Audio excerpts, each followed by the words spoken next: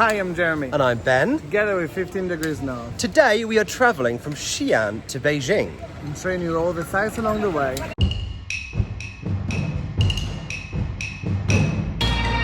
Xi'an is an ancient city with a rather modest population of only 13 million.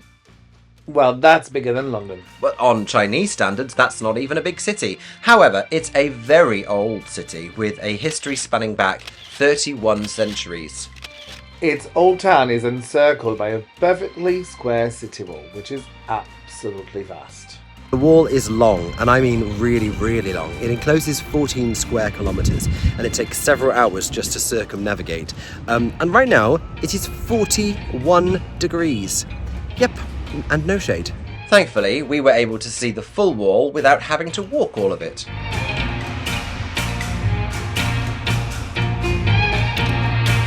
Cycling along the Great Wall. Well, not the Great Wall.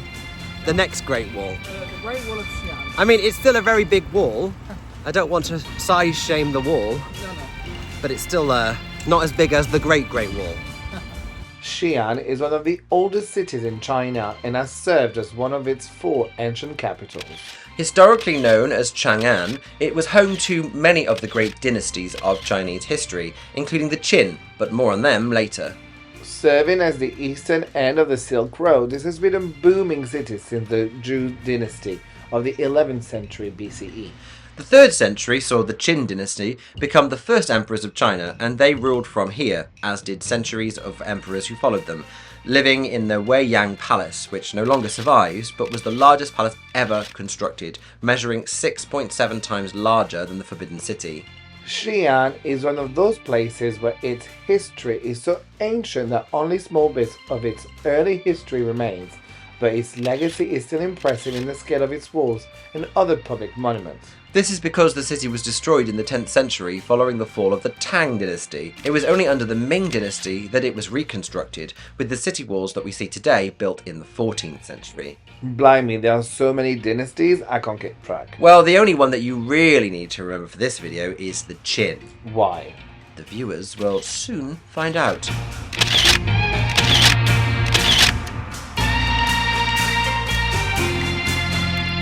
So, we didn't come to Xi'an to see the walls or the fountain show, did we? No, we were here to see one of the most iconic historical artifacts on the planet, The Terracotta Army. along with about 1 million other people. No, seriously, the crowd was insane. We shuffled forward inch by inch into a vast hangar where we were very slowly walked around its edge. But beneath us were the warriors. Altogether, it is estimated that there are over 8,000 warriors, 670 horses, and 130 chariots all across the 3 pits. They were constructed as a memorial to China's very first emperor, the Emperor Qin. The Qin dynasty! Exactly. And it's after him that China was named, albeit in the West. China isn't called China in China. Young Qin succeeded his father to become King of Qin aged 13. He immediately ordered the construction of the Terracotta Army and his mausoleum, which would come to employ 700,000 craftsmen in their construction. This is the reality of seeing the Terracotta Warriors. Teeny tiny baby steps moving forwards. The Terracotta Warriors are over there somewhere. But yeah, it's exceptionally busy. Qin went to war with the nearby states, which he conquered and unified one by one, eventually leading to the establishment of the China that we know today. So when he finally died in 210 BC, he was given quite the send-off, being buried within this vast necropolis that's as big as an actual city. Then in 1974, a group of farmers were digging a well and found one of the warriors.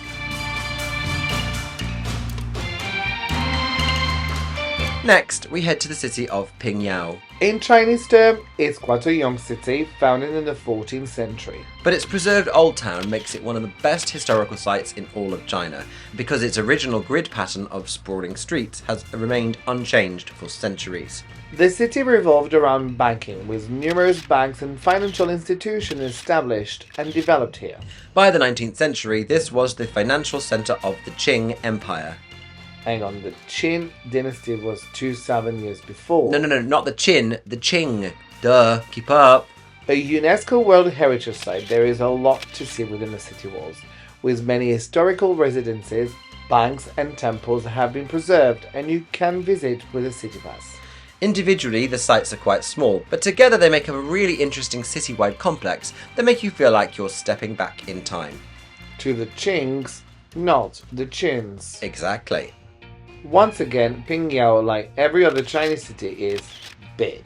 It takes a long time to walk from one side of the walled city to the other, so make sure you're wearing some comfortable shoes. And then, of course, no trip to an ancient Chinese city is complete without heading up onto its fortified walls. We only walked a quarter of the wall this time, which took us the best part of an hour.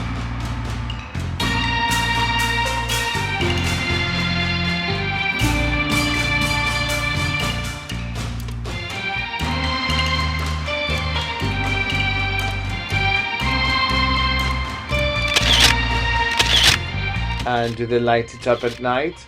Of course.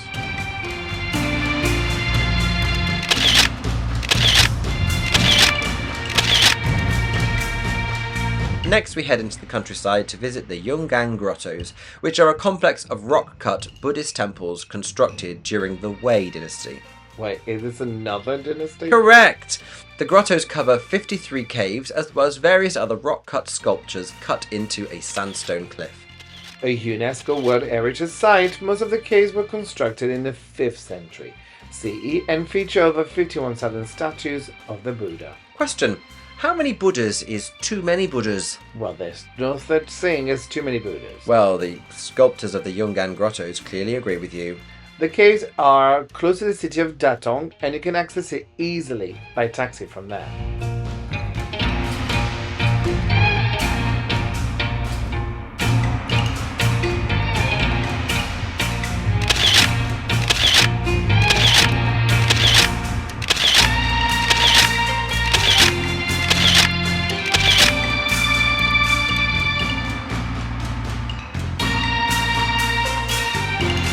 When it rains in China, it really does rain. And when that happens, out come all of the umbrellas, out come the waterproofs, and everyone's covered in single-use disposable plastic. And they all look really pretty, just like I do.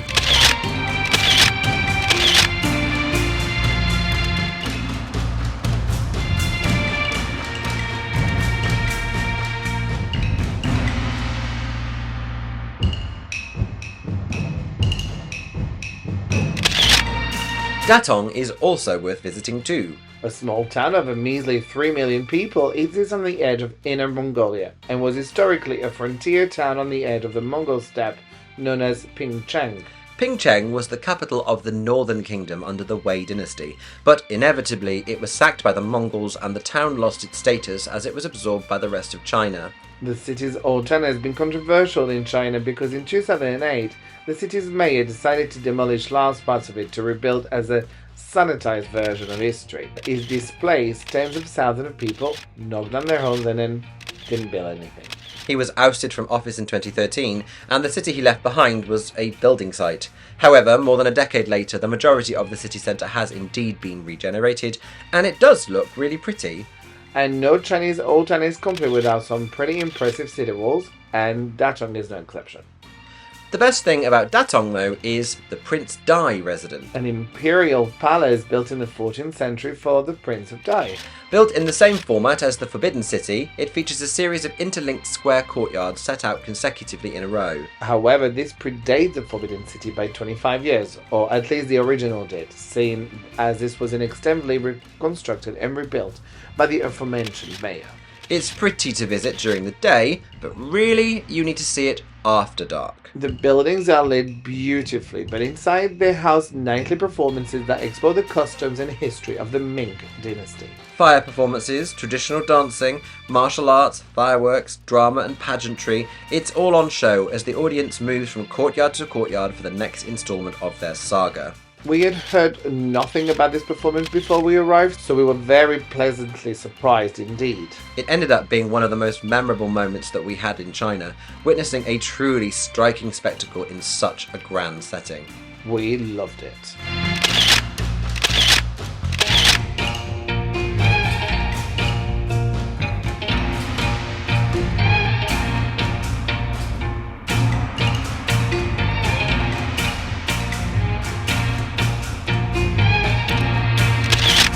And then, just when we thought it couldn't get any better, out came the drones. This leg of our Chinese Odyssey was planned so that we would get to see the Terracotta Army, but in the end it was everything else we did that ended up being more memorable. So we really enjoyed this part of our trip, which of course ended in our final stop, Beijing.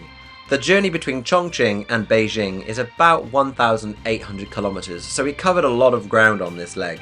Tune into the final video from our Chinese trip when we'll show you the remarkable sights and sounds of the nation's capital.